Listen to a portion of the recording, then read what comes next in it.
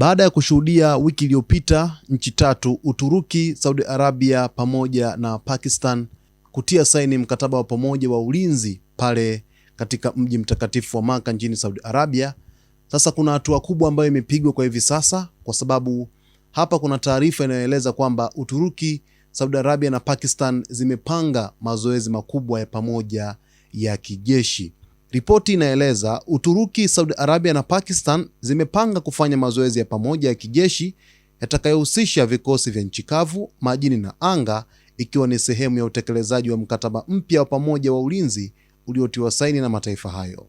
Kwa mujibu wa Wizara ya Ulinzi ya Uturuki, mazoezi hayo pia yatahusisha mifumo ya ulinzi wa anga pamoja na teknolojia za ndege zisizo na rubani, huku nchi hizo zikilenga kuongeza uwezo wa kufanya operesheni za pamoja.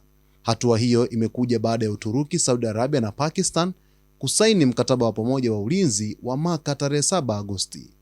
Chini ya mkataba huo, nchi hizo zimekubaliana kuwa shambulio la kijeshi dhidi ya mwanachama mmoja litachukuliwa kuwa shambulio dhidi ya wanachama wote, kanuni inayofanana na mfumo wa ulinzi wa pamoja unaotumika chini ya kifungu cha 5 cha NATO.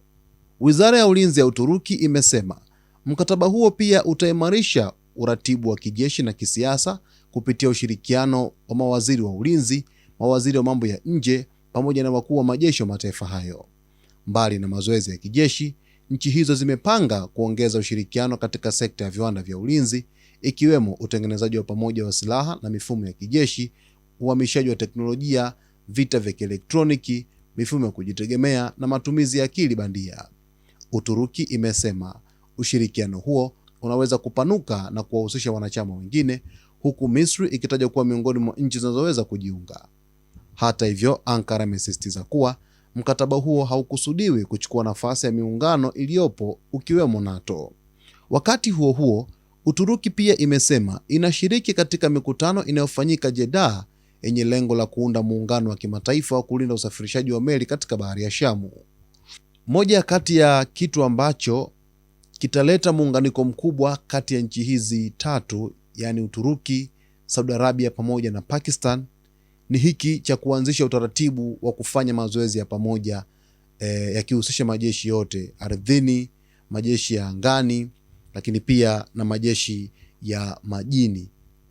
Kubadilishana au kukutana kwa mchanganyiko wa vikosi kutoka katika nchi hizi tatu kutaimarisha zaidi ufanisi, lakini pia utendaji kazi, lakini pia usambazwaji wa teknolojia kutoka katika mataifa hayo yote matatu. Tunafahamu kwamba Uturuki ni moja kati ya taifa ambalo kwa kiasi kikubwa sana limeendelea hasa kwenye masuala ya vifaa vya kijeshi, lakini pia Uturuki ina viwanda vya kutosha vya kutengeneza silaha. Uturuki ina viwanda vya kutosha vya kutengeneza magari ya kivita, lakini pia Uturuki ina viwanda vya kutosha vya kuunda makombora. Vile vile kwa upande wa Pakistan nayo ina teknolojia ya nyuklia ndani yake, lakini pia hata ukija kwa Saudi Arabia, sasa hivi Marekani imekwisha mpa ruhusa Saudi Arabia kumiliki nyuklia, ikiwa ni ruhusa ambayo imetolewa na Rais wa Marekani Donald Trump. Kwa hivyo kuna mambo mengi ambayo yatakwenda kuwanufaisha mataifa yote matatu kwa pamoja, lakini vikosi vyao vitazidi kupata uzoefu kupitia nchi moja